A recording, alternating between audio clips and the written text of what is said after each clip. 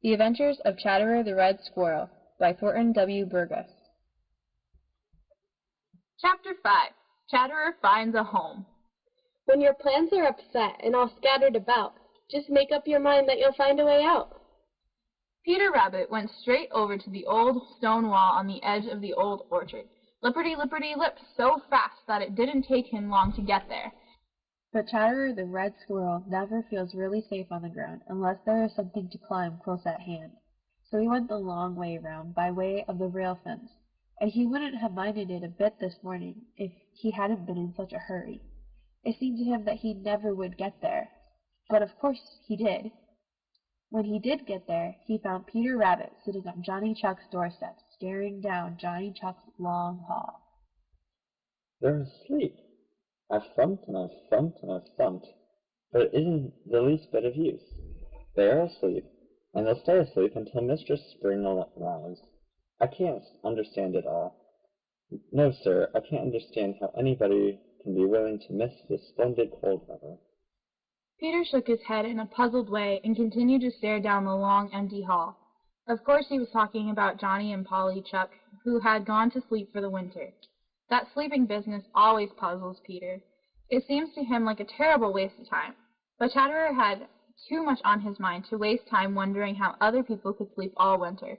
He couldn't himself, and now that he had been driven away from his own home in the Green Forest by fear of Shadow the Weasel, he couldn't waste a minute. He must find a new home, and then spend every minute laying up a new store of food for the days when everything would be covered with snow. Up and down the length of the stone wall he scampered, looking for a place to make a home, but nothing suited him. You know, he likes best to make his home in a tree.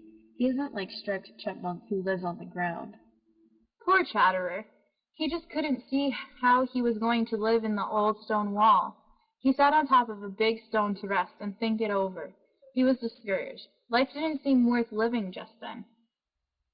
He felt as if his heart had gone way down to his toes. Just then his eyes saw something that made his heart come up again with a great bound right where it ought to be. And just then Peter Rabbit came hopping along. Have you found a new home yet? Yes, I think I have.